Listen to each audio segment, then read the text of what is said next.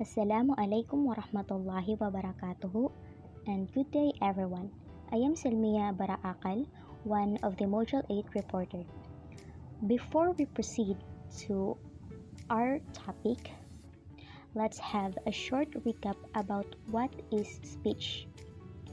Speech is a formal address or discourse delivered to an audience. One of many reasons why speech is important is because it helps us convey messages and help us as a society to resolve issues in a respectful manner. So let's go back to our topic, which is entitled The Specific Speech Types and Situations. So in specific speech types, we have speeches for special occasions, and that includes speech of introduction. The speech of introduction, which is usually given by the chairman or by another or different person who is well acquainted with the featured speaker. Its purpose is to create a desire on audience to listen on speaker's speech and to create a bond between him and audience. So usually, the better known the speaker, the shorter the introduction. So a classic example is the introduction of Colonel Charles Lindbergh soon after he made his famous solo flight as a first in the history of aviation. He was most impressively presented as a man who needs no introduction. Others have used variation of this non-introduction with varying degrees of success. The worst possible instance is to present the speaker as a person who needs no introduction and then proceed to introduce him anyway. So here are some guidelines to do an introduction speech. So first, be brief. To say too much is worse than saying nothing at all.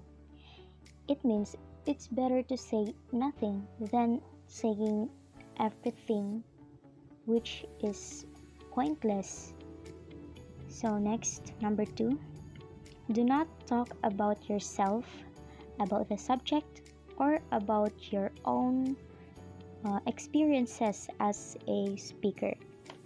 So that means do not add with a series of anecdotes detailing your acquaintance with him because you're not doing a storytelling about your past with him, your history, right?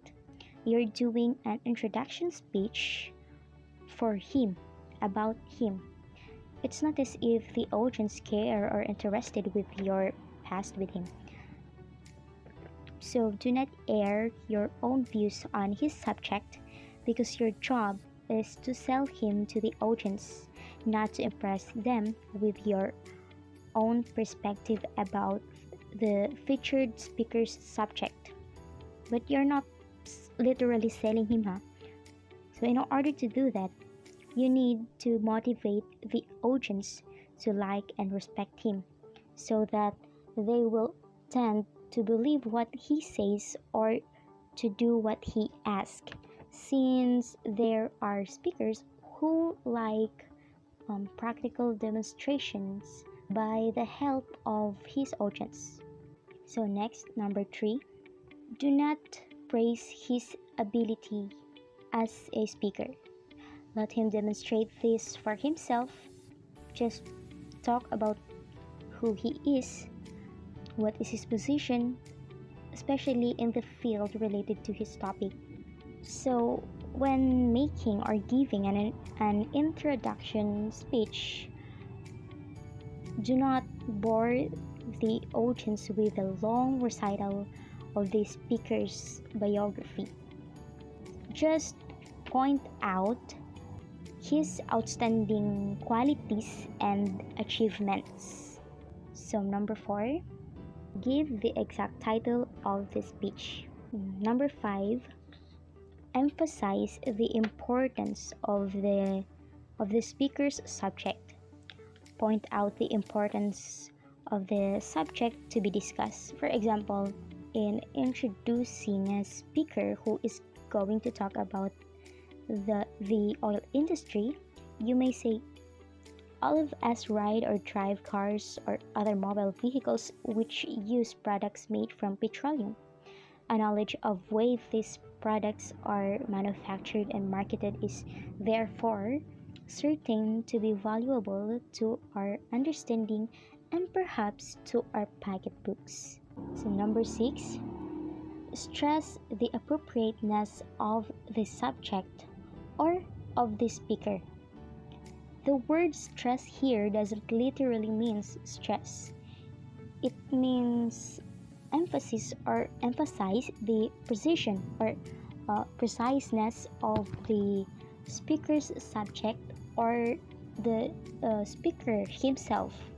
So next, number 7, you should try to arouse their curiosity about the speaker or his subject. And as a speaker, it's already up to you how you do it. Use humor if it suits the occasion. Do not detract from his prestige or risk offending him. Nothing serves better to put an audience at ease and create a friendly feeling than a good laugh. But beware about the humor you throw or you give him. Be sure that the humor is in good taste and does not end on offending the speaker. Number 8, avoid a rhetorical fancy. This means avoid saying unrealistic idea or fantastic notion. Number 9, avoid clinches like it is a privilege or it is an honor. Just state the name of the speaker clearly. Pause slightly before you give his name. Be sure that you are facing the audience as you announce the name. Only then should you turn to the person you've introduced. Speeches of courtesy, welcome, response, and acceptance. So as you can see, speeches of courtesy have three variations, right? So we have speeches of courtesy on welcoming visitors when a distinguished guest is present. Someone, usually the presiding officer, should extend him a public greeting. Next is responding to a welcome or greeting. An individual who welcomed must express his appreciation. Number 3, accepting awards when an individual is presented an award for some special accomplishment. He is obligated to acknowledge this honor. So sometimes the award is made to an organization rather than individual. In that case, the selected spokesman is obliged to respond for the group. The speech courtesy is not only an attempt to express a sentiment of gratitude or hospitality, but also to create an aura of good feeling in the audience. Usually, the success of such speech depends upon satisfying the listeners if the important things has been said. Just as courtesies of private life put people at ease, so do the public acts of courtesy create goodwill in the recipient and in the audience.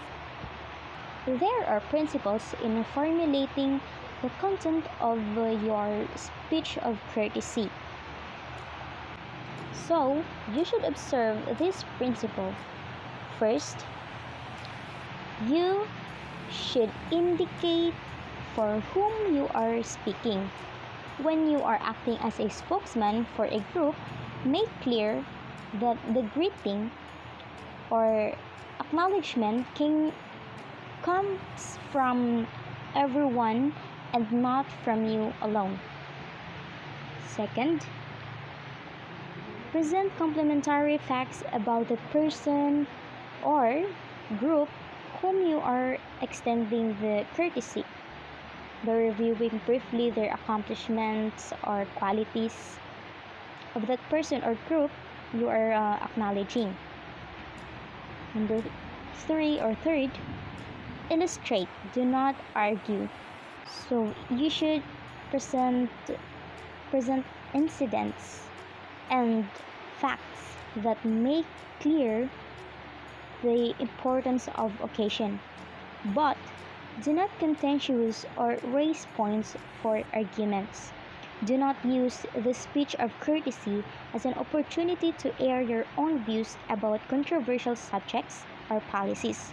Remember, you are giving a speech of courtesy, so stick to the purpose of such speech. So there are also a 5 guidelines for the speech of acceptance, which is adapted from Dale Carnegie's 8 rules for presenting and accepting awards. So first we have the speech of acceptance should be short, even shorter than the speech of presentation. Number 2, thank the group who gives the award with warmth and sincerity. Number 3, give credit to those who have helped you, like your friends, family, and other associates. Number 4, express how much the award or gift means to you. If it is wrapped, open and show it to the audience, and say how you mean to use it. And last but not least, end by repeating your thanks. So that's all for my report. Thank you for watching. I hope you've learned something.